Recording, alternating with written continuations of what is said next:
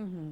ఇప్పుడు ఈ మొత్తం ఘర్షణల్లో ఇజ్రాయెల్ పాత్ర ఏంటి సార్? అంటే అసలు అమెరికా వైఖరిని మరింత కఠినతరం చేయడంలో ఈ ఇజ్రాయెల్ లాబింగ్ ఏమైనా ఎక్కువగా ఎఫెక్ట్ చూపించిందంటారా? ఇజ్రాయెల్కు సహజంగానే అవకాశం కోసం చూస్తుంది. అమెరికా సపోర్ట్ చేసింది కాబట్టి మ్మ్. ఏంటంటే గతంలో ఒకసారి అరబ్ దేశాలు అన్ని కలిసి ఇజ్రాయెల్ మీద యుద్ధం చేసి ఓడిపోయినాయి. ఆ ఇజ్రాయెల్కి అమెరికా సపోర్ట్ ఇచ్చింది అప్పుడు. తర్వాత అన్ని దేశాలు కాకుండా ఒక్కొక్క దేశం ఘర్షణ పడ్డాయి. అప్పుడు కూడా ఇజ్రాయెల్ ముందు తట్టుకోలేకపోయినాయి. మ్మ్. అంటే సప్లై అంతా, డిఫెన్స్ సప్లై అంతా అమెరికానే. వాళ్ళు కూడా కొంత తయారు చేసుకోరు. కాబట్టి ఇప్పుడున్న పరిస్థితుల్లో ఎక్కడ అవకాశం వస్తే అక్కడ గల్ఫ్ దేశాల్లో ఇజ్రాయెల్ ఆ దాడులు పాల్గొంటది.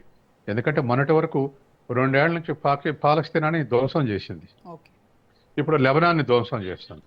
అంతకుముందు ఇరాన్ మీద కూడా దాడి చేసిందంటే తనదే పెద్ద పాత్ర. మ్మ్. కాబట్టి చుట్టూన్న దేశాల్లో తను ఇంకా బలీయం కావడానికి ఎక్కడ అవకాశం వస్తే అక్కడ దాడి చేస్తుంది.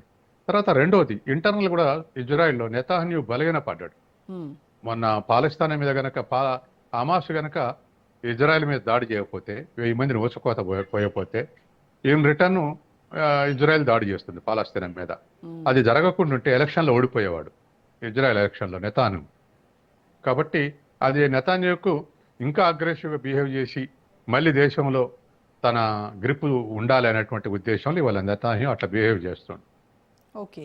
ఇప్పుడు మనం కూడా ఇంధన అవసరాల కోసం భారతదేశము హార్మోజ్ జలసంధిపైనే ఆధారపడి ఉన్నాము. ఇన్ కేసు ఒకవేళ యుద్ధం కనుక అనివార్యమైతే భారత్ తనకున్నటువంటి డిప్లొమాటిక్ న్యూట్రాలిటీని ఎలా కాపాడుకుంటుందంటారు? ఒకవైపు ఏమో అమెరికాతో మైత్రి, ఇటువైపు ఏమో ఇరాన్తో చూస్తే వాణిజ్యము, ఇవన్నీ కూడా ఎలా బ్యాలెన్స్ చేసుకుంటుంది? ఎక్కడైనా న్యూట్రాలిటీ ఉందండి? న్యూట్రాలిటీ ఏం లేదు, అమెరికా వైపే ఉంది. సైడ్ తీసుకున్నట్టు. ఎందుకంటే ఇరాన్ మీద దాడి చేస్తే ఖండించకపోవటం అనేది మన దేశ ఆర్థిక విదేశాంగ విధానంలో గొప్ప టర్నింగ్ పాయింట్. పెద్ద గొప్ప మేధావులందరూ కూడా తలకిందులవుతున్నారు ఈ వైఖరి కొత్తగా తీసుకున్నారని. అమెరికా మీద అమెరికా మీద దాడి చేస్తుంటే సపోర్ట్ చేయట్లేగా. అమెరికా దాడిని మీరు ఇరాన్ మీద దాడి చేయొద్దు, యుద్ధం వద్దని అంటే అయిపోయి ఒక మాట. అది కూడా అనలేని స్థితిలో ఉందంటే మనం ఇన్ ఫేవర్ ఆఫ్ అమెరికా ఆలోచిస్తున్నామని అర్థం. అంటే ఎందుకు సార్? అంటే ఇక్కడే అమెరికాకి భారత్ భయపడుతోంది. ఇక్కడ ప్రతిపక్షాలన్నీ కూడా అవే కదా ముందు నుంచి మొత్తుకుంటా ఉన్నాయి. ఎందుకు ట్రంప్కి కాస్తున్నాయి? ట్రంప్ ఇప్పుడు ఒకటి ఇంటర్నేషనల్ ట్రేడ్లో కొంత ఒత్తిడికి గురవుతాం అనేది మొదటి దెవలాట. ఎందుకంటే దరిదాపు 86 + 40 $130 బిలియన్ ట్రేడ్ ఉంది. ఈ ట్రేడ్లో మన ఎగుమతుల మీద టారిఫ్లు పెంచితే ఆగమాగమైనాం. మనం ఇతర దేశాలతోటి ట్రేడ్ రిలేషన్స్ కోసం చూసిన దేశం వల్ల తిరిగినాం, కొంత రిజల్ట్ వచ్చేది. కాబట్టి మన ఆర్థిక వ్యవస్థ మీద నెగిటివ్ ఇంపాక్ట్ పడుతుంది అనేది ఒకటి. రెండోది చైనా భయంతో అమెరికా ప్రత్యుత్తరాన్ని వదులుకోవట్లేదు. చైనాకు మనకు గాల్వన్ ఘర్షణలు వచ్చినప్పుడు మన తరపున దరిదాపు అసలు బోర్డర్ కూడా వచ్చే పరిస్థితి అమెరికా ప్రయత్నం చేసింది. సరే, ఇండియా కొద్దిగా ఓపిక పట్టింది అనుకోండి, ఈలోపు సమస్యలు పరిష్కారమైనవి. కాబట్టి అటువంటి భయం ఒకటి ఉంది, చైనా భయం. కాబట్టి చైనాకు వ్యతిరేకంగా మనం యుద్ధం చేయాల్సి వస్తే రష్యా యుద్ధాన్ని వద్దంటుంది కానీ మన పక్కన వచ్చి యుద్ధం చేయదు, కానీ అమెరికా వచ్చి యుద్ధం చేస్తుంది. కాబట్టి ఆ వైరుధ్యాన్ని, చైనాతో ఉన్న వైరుధ్యాన్ని అమెరికా మిత్రత్వంతో చైనాని ప్రజలు ఉంచగలుగుతున్నాం అనేది ఇప్పుడున్న ప్రభుత్వం యొక్క భావన. దాంతో అమెరికా మిత్రత్వాన్ని వదులుకోవట్లేదు.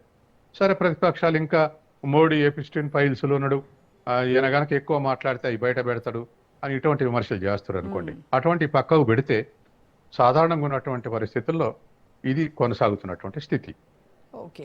అంటే ఒక పర్మనెంట్ సొల్యూషన్ కోసము అమెరికా, ఇరాన్ యాక్సెప్ట్ చేయాల్సినటువంటి ఒక కాంప్రమైజ్ ఫార్ములా అంటే అది ఎలా ఉండాలంటారు? అసలు హార్ముజ్ జలసంధి మీద ఇరాన్ ఉండాలి, IAEA తనిఖీలు ఉండాలి. ఇరాన్ ఆటమిక్ ఎనర్జీ అనండి, ఆటమిక్ స్టేషన్స్ అనండి, వీటి మీద IAEAని ఎలవ్ చేయాలి.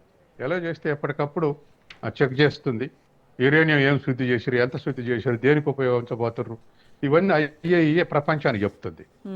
వాళ్ళు రావటానికి వీల్లేదు, మేము తయారు చేస్తామంటే ఇప్పుడు ఆ పరిస్థితి, ప్రపంచ పరిస్థితి అట్లా లేదు.